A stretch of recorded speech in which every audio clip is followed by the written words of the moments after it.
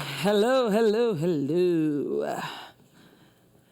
Triumph over tragedy. I guess that's my role in life, huh? Just play my role in life. Just play a role. Yeah. I like to say that I'm not like a, with all due respect to, first of all, any Hurricane Katrina survivors in here today? Yes. All hail the Katrina survivors. Yes. We are relatives by baptism. We're relatives by baptism. I like to say I'm not one of those people that oppose mere, with all respect to the people that are still suffering 10 years after Katrina. I'm not a poor mere, meaning, people, poor me. We just living our life here, right? We just living our life here. Things happen. If it ain't that, it'd have been something else. That's the way I look at it. Growing up in New Orleans, I grew up in the 9th Ward. Yes. Lived in the 6th Ward, 7th Ward, Growed up in poverty. Growed up in the, which meant nothing, by the way. That was nothing. Went to the broken school system, public schools here in the city. Broken communities, hostile environment, drug infested. They ain't mean nothing. That was just that's my background. I come from that. I decided when I was a little kid that I wasn't gonna let none of that get in my way. Like, I made this decision when I was like about 7 years old, when I really started to see the world that I was living in. I decided I wasn't gonna let nothing stop me.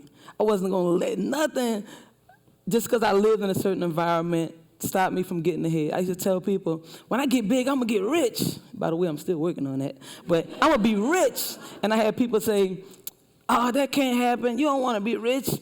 That ain't gonna happen, I basically come from a background where people, there's a such thing as an I can that's in all of us. That say, I can stand here and have a TED Talk. I can wear these shoes. I can do this. I can do that. And then there's the I can't. That mean that I can't do that.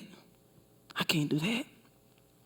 Well, the environment in which I grew up in, I don't think it was more environment in which they believed that they couldn't do a lot of things. So they couldn't believe that I could do a lot of things. So in that environment of the I can'ts, as a kid, you begin to see yourself through the eyes of people that are around you.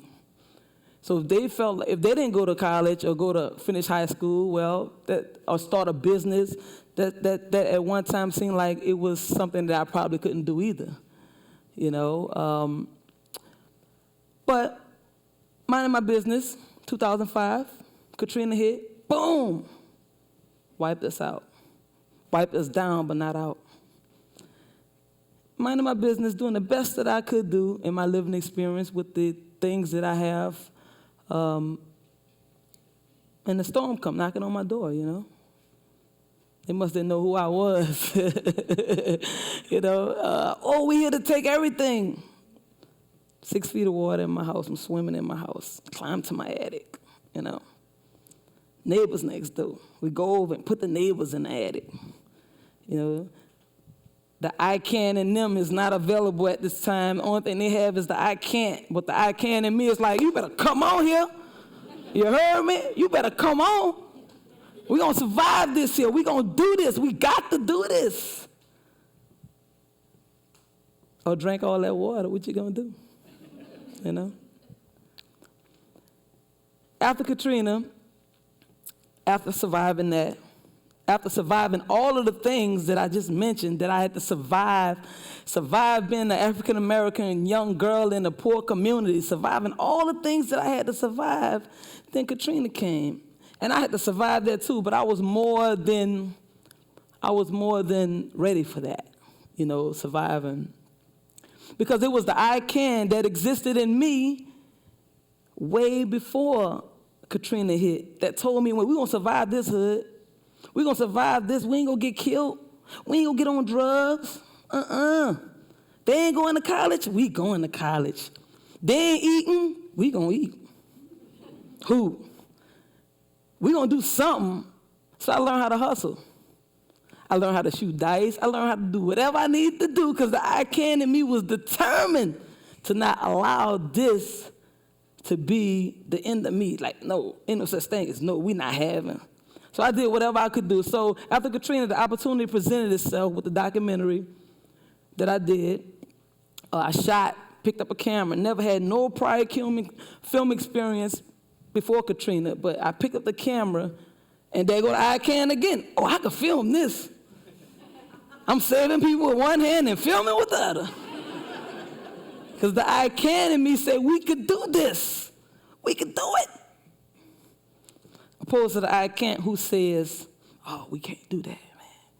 Oh, this is the end, you know. I like to say that Katrina provided fresh opportunities. Imagine living in an environment or in a room. Let's say this room right here. We live in this room. We eat in this room. We sleep in this room. We survive in this room. We safe in this room. All our needs are in this room. And there's a door right here. And it's clearly a door with a knob. And I stand next to a door with a knob. And I know it's the other side, but I don't know how to get to the other side. I hear about another side, but don't know how to turn the knob. Simple as that. So I don't know how to turn. I don't know how to use the skills that I have, the mindset that I have to turn the knob to get to the other side. And I'm scared too, because mind you, I live in this room. It might be something bad on the other side, so I better not go on that side. Imagine living like that. That's how I lived before this opportunity. Katrina brought this fresh opportunity for my I can to explore new grounds. I lived in that state of mind, living in poverty, coming up in the hood, living in violence, living every day, you know, people getting murdered around you, you know, telling you can't, broken school system, just a whole bunch of misery, actually. I lived in that room. Lived there, you know, and I wanted to come out, but I couldn't. My environment had me trapped because it shaped the way I saw the world and saw myself.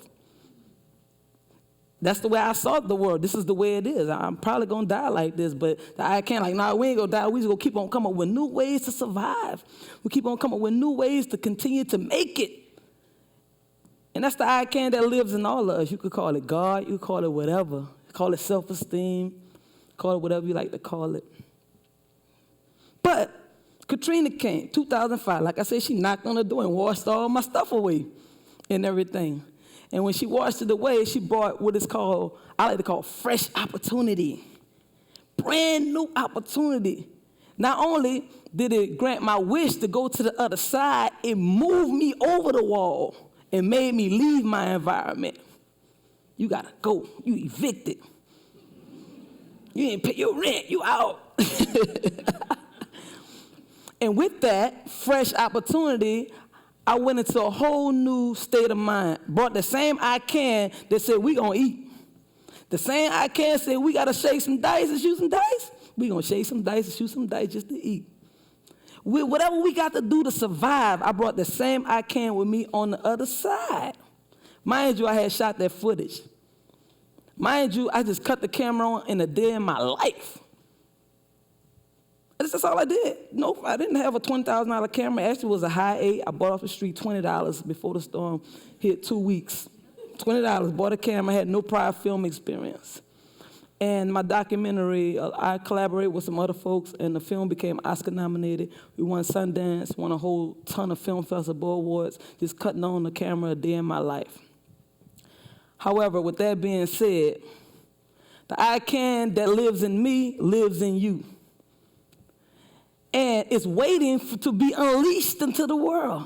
Like after this speech, after y'all hear my voice, after y'all go home and think about this, the I can in you is waiting to be unleashed. You just have to decide that nothing is going to stop you. Nothing is going to define you. Nothing is going to get in your way of you being the best person you can be, in spite of all the things I had to survive, in spite of all of the isms and the systems and all the bureaucracy in the room, that I was trapped in the state of mind that I couldn't see the world and was afraid, and all those things that kept me behind, the I can in me said, we can. And like I said, Katrina, for me and a whole bunch of other people, provided fresh opportunities for us to leave our environment and go out into the world and try to be the best person that we possibly could be. So like some people say, you know, the poor me, I don't have a poor me story. I don't, because I decided as a child that I was going to be determined to not be what they told me I couldn't be. They told me I couldn't be, I was determined to make them all out of a lie. Because I found the I can. I decided who I wanted to be. I decided that I wanted to do things outside of my environment. And then when I left my environment and the world opened up, then that same I can say, oh, we want to start this business, we're going to start that business, we're going to do this, we're going to do that, because it was there all along. I just needed opportunity. I needed what Katrina brought us, fresh opportunity, because the old way was stale. That wasn't working for everybody. It was working for a selected few, the old way. But when Katrina came, she washed that away, brought new people, brought new ideas, brought people from the north, the south, all over the country, new ideas, fresh opportunity, and that was something that we all needed. So, in my closing, like I say, I'm not a poemier. Hey, I should trademark that word now, poemier. In my closing, I'm not a poemier. That wasn't my story. Yeah, I lost relatives. I cried. I still cry. I suffer from PTSD. Yeah, I start getting nervous around June the 1st up until November the 1st. Yeah, that's me too. My story is your story, the survivors, but I didn't allow that to get in my way. Like I say, I decided when I was a child that I wasn't going to let nothing get in my way, and I don't think you all should either. In your time of distress, remember my story. Remember, I decided that I wasn't going to let nothing stop me from getting ahead. I decided as a child that nothing was going to get in my way. And at the opportunity presented itself, fresh opportunity came, and I was able to capitalize on it, because the one that's inside of me, that's inside of you, you know, the God or whatever you want to call it, she's ready, and you just have to tap into it by making decisions on what you want to do, and that's just my story. And like I say, in my closing, I want you all to remember, in your time of distress, if you feel like you down to your lowest term and you just can't make it, or you don't see tomorrow, just think about my story and think about how determined I was in spite of all the systems and all the room and all the things that I just shared with you all. Think about that and how that did keep me down. And I'm sure if you think positive, if you stay positive, and you could defeat anything that comes your way. That's all I have for you. Thank you for your time. My name is Kimberly Rivers-Roberts.